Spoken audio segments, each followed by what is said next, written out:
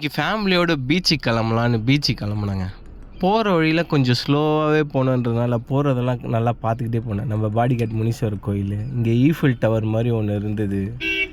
அதை நம்ம அண்ணா university back சைடில் அதை பார்த்துக்கிட்டு அப்படியே அந்த அசோக சக்ரா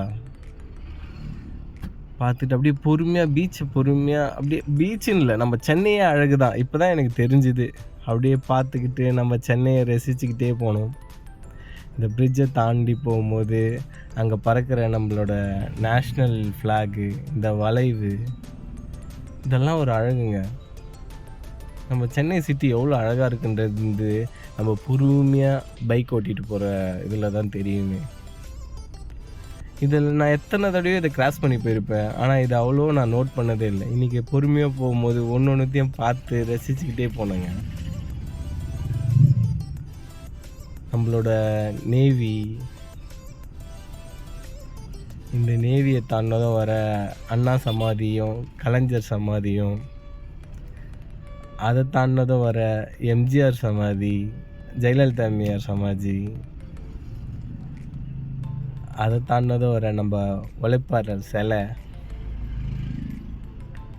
நம்மளோட மெரினாவோட நம்ம ஸ்விம்மிங் பூல் சைடு ரொம்ப அழகாக ரெடி பண்ணியிருந்தாங்க. ஃபேமிலியோடு போய் என்ஜாய் பண்ண வேண்டிய இடம். நம்ம நல்லா ரெஸ்ட் ரூம் நல்லா நீட் அண்ட் க்ளீனாக இருந்துச்சுங்க. பப்ளிக் ரெஸ்ட் ரூமாக இருந்தாலும், அப்புறம் ஃபீடிங் ரூம் இருந்துச்சு அங்கே.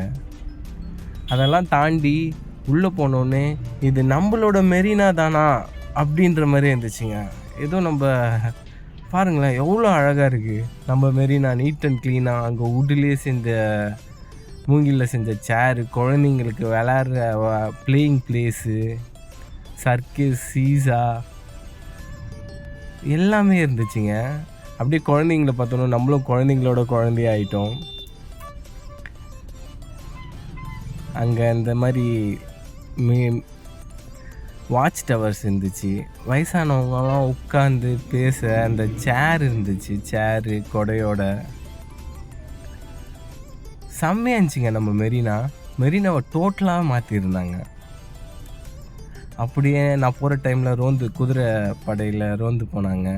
அவங்க அந்த பீச் ஓரம் குதிரையில் நடந்து போகிற இது இருக்கே, அந்த பீச்சு காற்றும், நம்ம அலை சவுண்டும், என்னோடய ஃபேமிலியோட நைட் டைமில் அப்படியே பீச் வேறு மாதிரி இருந்துச்சுங்க. அப்படியே ஆப்போசிட் ஃபுல்லாக லைட்டாகவும், அதோட ஆப்போசிட் அப்படியே இருட்டாகவும், அது ஒரு தனி ஃபீல், நல்லா இருந்துச்சு. அங்கே ரீடிங் ரூம் இருந்துச்சு. வுட்லேயே நம்ம மூங்கிலே செஞ்சு நம்மளை சென்ட் ஆஃப் பண்ண ஒரு பசுமாடு வந்துருந்துச்சு. அதை நம்மளை அழகாக சென்ட் ஆஃப் பண்ணி வச்சுது. எல்லோரும் பீச் பக்கம் வாங்க.